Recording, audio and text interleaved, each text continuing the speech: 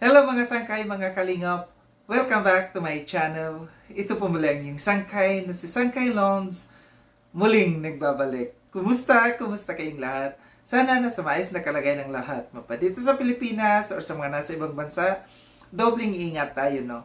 So mega love shoutout sa inyong lahat, sa Team Sangkay Original, Team Sangkay Sponsors, Team Kalingap, Kuya Val at Edna Kalingap Rob, sa lahat ng aking mga followers, supporters, and subscribers, sa mga lolos, lolas, FWs, and PWDs.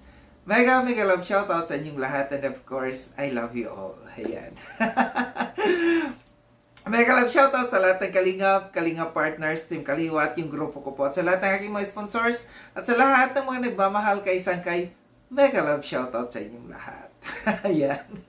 At sa lahat ng mga marites, of course, mega love shoutout. Ngayong araw na ito mga sangkay, may pag-uusapan na naman tayo, no? So kanina sa live ni Kuya Val, tinawag tayong pambansang marites pues. Panindigan natin yan. And kanina, no, hindi ito yung topic natin, no? May ibang topic tayo patungkol sa puting linta.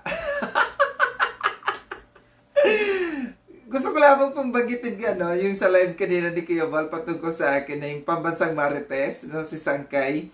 Tinawag ni Kuya Val na pambansang marites, panindigan natin yan.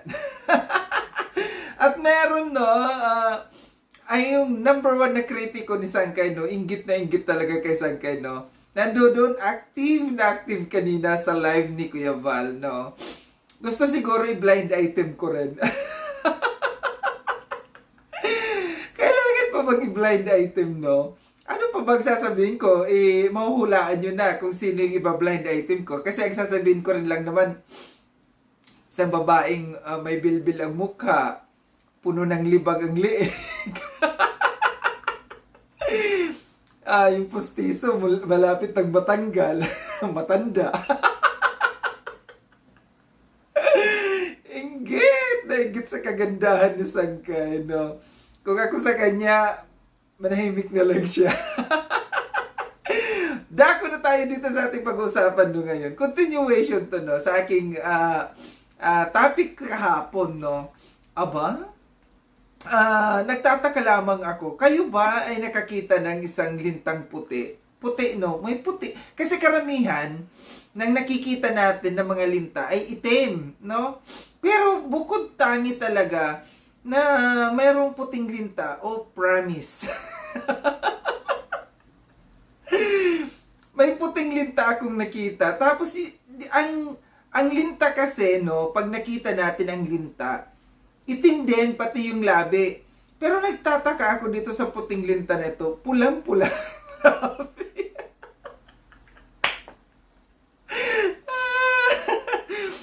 Puting linta, pulang labi, no. Siguro, hindi tayo magtataka kung bakit naging pula yung labi nitong puting lintang to. Dahil ang daming dugong nasisip-sip, no? Sip-sip ng sip-sip. Diyos ko po, Donato. Diyos ko por santo, Donato. Well, ang sa akin lang kasi, no, patungkol doon sa bangayan nila, no, nitong puting linta na ito. Ang sa akin lang dito, no, itong puting lintang to, gustong pumasok muli. Ang linta kasi, di ba, ang linta, mabagal lang yan gumalaw, no? Mabagal gumalaw, pa-demure, mga ganern.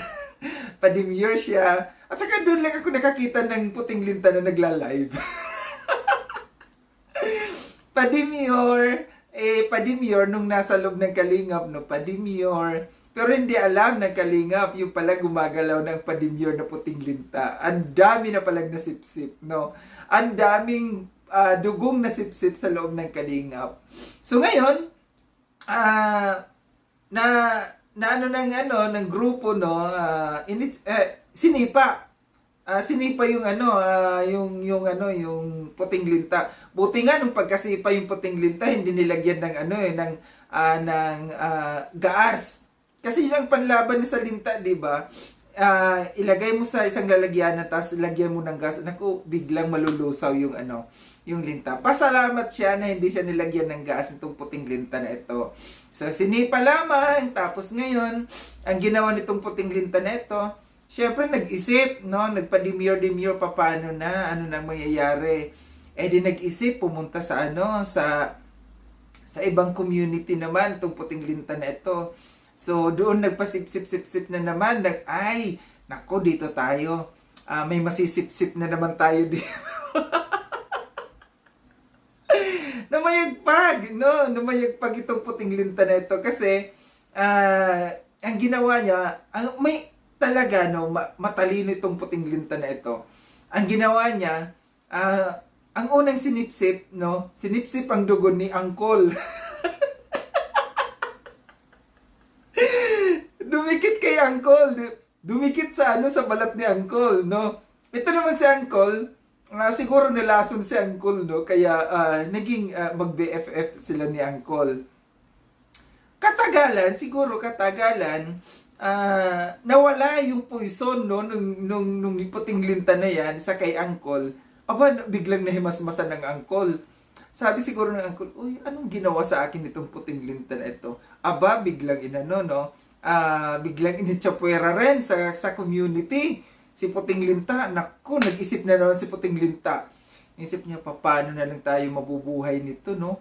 Paano na lang mabubuhay? Wala na tayong masipsip, no? Ang ginawa na naman itong puting linta na ito, nakarinig na naman, no, na merong grupo, no, yung isang grupo na siguro inisip niya, dito muna tayo, magla-love team tayo. Makikipag-love team ang puting linta.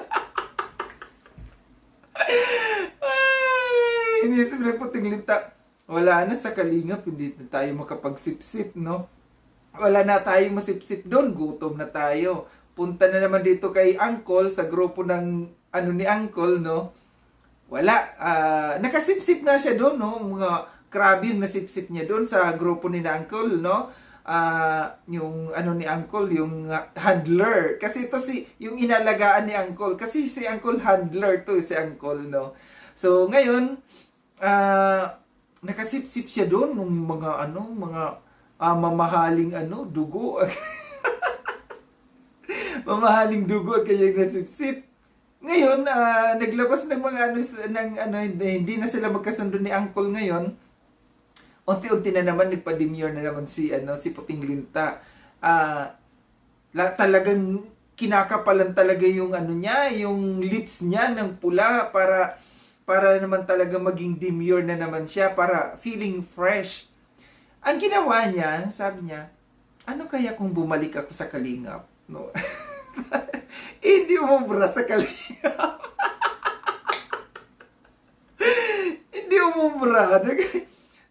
Nag-self-proclaim, no? Nag-self-proclaim na balik na sa kalingap. Inapahiya. Hindi nakapasok sa loob kasi hinarangan, no? Hinarangan yung kalingap. Hinarangan, merong prinsesa na humarang. Hindi pwede, sabi ganun. Di na pag-isip na naman, hindi siya tayo, nakakarinig na medyo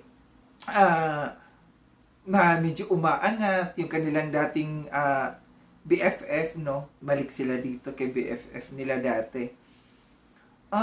Nandito. Nag-uumpisa na naman silang ngayon. Nag-uumpisa na naman silang sumipsip dito sa kanilang dating BFF. So, ito'y isang awareness sa karamihan, no? Na itong puting linta na ito, kung saan-saan napupunta na ngayon, no?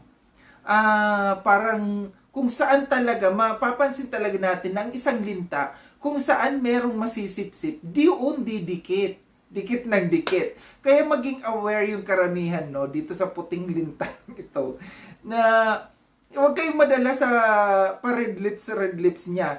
Ang inaabangan ko talaga dito, yung kaabang-abang, no, pagka si Angkol, nagsalita si Angkol, no, patungkol sa mga nalalaman ni Angkol, pag umutot si Angkol,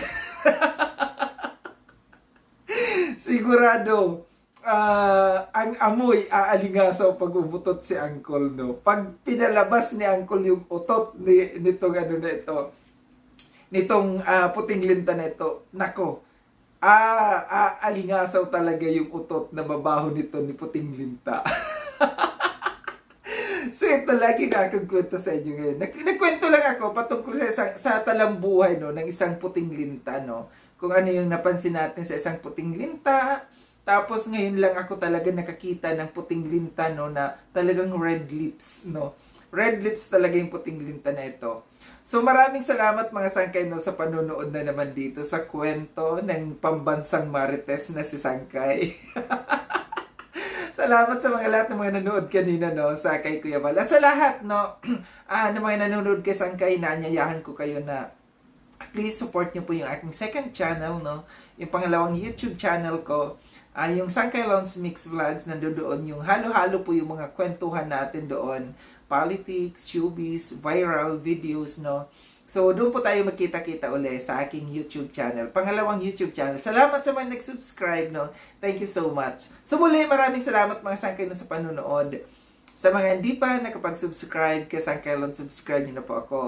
Click yung notification bell para updated kayo sa lahat ng mga videos na aking gagawin. Like and share tong video na ito mga Sangkay. Kita-kits tayo ulit sa susunod na video na aking gagawin. Ingat kayo sa ang dako ng mundo bang kinaroroon. Paalam na mga Sangkay, mga kalingap, paalam.